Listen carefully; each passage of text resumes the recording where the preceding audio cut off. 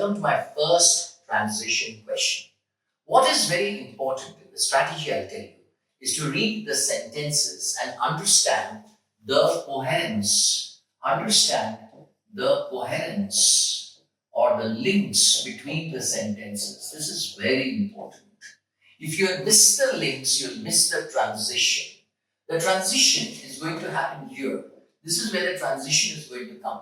That means that any one of these words will fill the blanks. Please don't try these questions by putting each one of them here and trying to see which one sounds good. That will give you an error.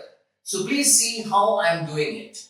Samuel Coleridge Taylor, prominent classical music composer, read like this, segment-wise, composer from England, toured the US 3 times in the early 1900s. Now, the child of a West African father, English mother, Coleridge Taylor emphasized the verb, emphasized his mixed race ancestry. Father, mother, different. Mixed race ancestry. For example, he refers, so the example is starting. It is a continuation of mixed race ancestry. For example, he referred to himself as Anglo-African. Why Anglo-African? You understand? The English, Anglo, West African, African. Anglo-African. There is a blank. He, in example, continues.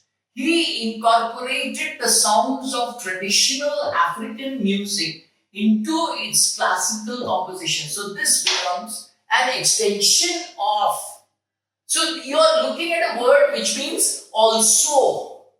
Also in continuation with the mixed ancestry of this gentleman. Am I right? The mixed ancestry of this gentleman, the African plus the English combination, he is putting it into his works. So this is one thing he did, and then he incorporated, that means he mixed it up in that. Let's look at the transition word. These are my transition words. So that you have to look at the sentence that precedes and the sentence that succeeds. I repeat, please understand this point very carefully.